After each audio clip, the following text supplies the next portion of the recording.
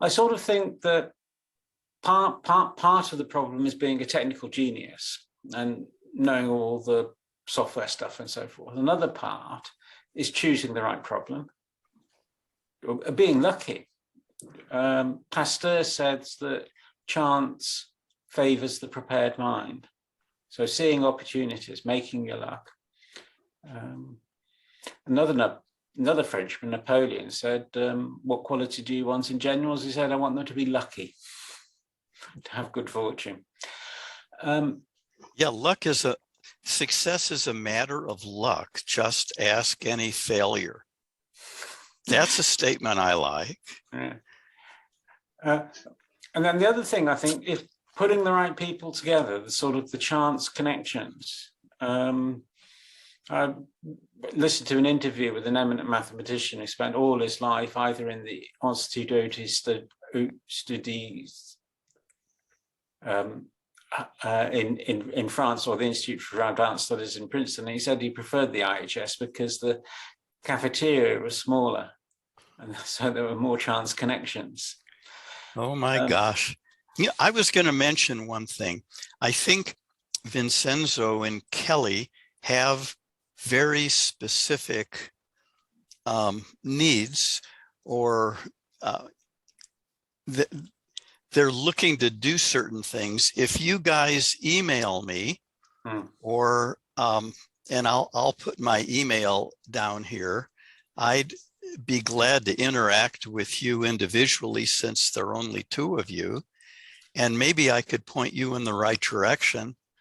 But I think if you look at the information that I published in the chat area, you'll acquire a lot of information about math accessibility. But let me type my...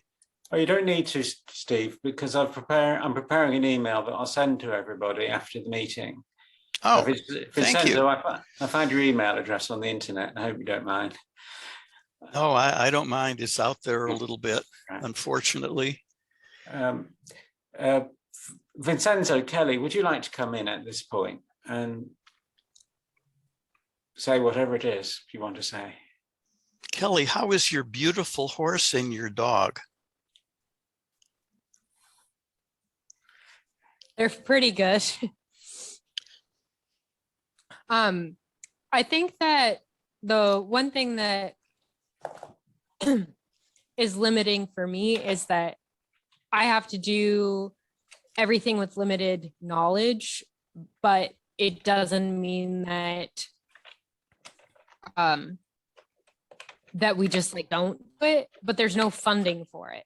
And so there's no funding to hire somebody to do it. There's no funding to use some external system. And so my system has just been do the best, that I can do. And every time you make a document just even a little bit more accessible, then that seems like a small victory to me. But where I am limited is trying to keep up with things, and with LaTeX changing on almost a daily basis and packages being added all the time, I don't know how to make a mainstream user know that the technology is available, because it seems like some things just aren't accessible because people aren't using the technology, versus some things aren't accessible because it's hard and it hasn't been solved yet. And I'm not really sure where the line is between those two things. I understand. I think we want the whole thing to be easier to use. There are a lot of blind students who use our software. We sell it to them, I think, for $45, and that's good for 10,000 pages of conversion, or a year, whichever comes first. We don't make money on that. We make money on our higher end software, but that is something you could use if you create a document, either using LaTeX or just Word, and use the equation editor. If you can put together a document and render it into a high quality PDF file, that software will do everything else for you and give you your choice of outputs, whether it's MathML or Word XML or LaTeX or an EPUB. All of that is done automatically. Our students don't understand how the software works, and luckily they don't need to. It's just the editors of, 1,000-page math book that really need to understand the subject matter in order to recognize an error when they see it and then know how to correct it. But it's actually pretty simple to use. Okay, so when you say an editor, you mean the professional in the Office of Student Disability Services? Yes. Yeah.